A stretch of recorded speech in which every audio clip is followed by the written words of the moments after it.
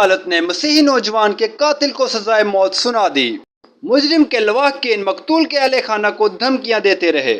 پاکستان میں ایک جج نے جمعرات کو 27 مارچ کو ایک مسلمان کو سزائے موت سنائی جس نے ایک 20 سالہ مسیحی لڑکے کو اس کے خاندان کے افراد کی موجودگی میں قتل کیا تھا۔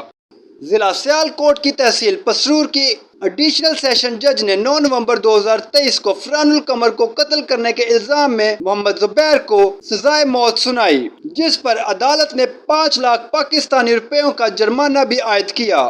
مجرم ایک سخت گیر مجرم ہے اور وہ پہلے ہی گناہ نوعیت کے کئی مقدمات میں ملوث تھا، تاہم وہ اپنے خاندان کے سیاسی اثر و رسوخ اور مجرمانہ تاریخ کی وجہ سے ہر بار سزا سے بچنے میں کامیاب ہوا، جس نے اسے اس حد تک حوصلہ دیا کہ اس نے بغیر کسی سزا کے مسیحی باشندوں کو نشانہ بنانا شروع کر دیا۔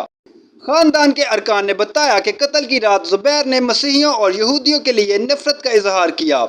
غلطی سے اس خاندان کو یہودی کہا کیونکہ اس نے فرحان القمر کو قتل کرنے سے پہلے ان پر طنز کیا تھا۔ نور القمر نے کہا کہ زبیر کے اہل خانہ نے انہیں بار بار ڈرانے اور ہراساں کرنے کے لیے مختلف حربے استعمال کیے تاکہ وہ ان کے ساتھ سمجھوتہ تک پہنچ سکیں، جس کے نتیجے میں قاتل کو معافی مل سکتی تھی۔ معلومات کا قابل اعتماد ذریعہ CRC، جڑے رہیں CRC کے ساتھ۔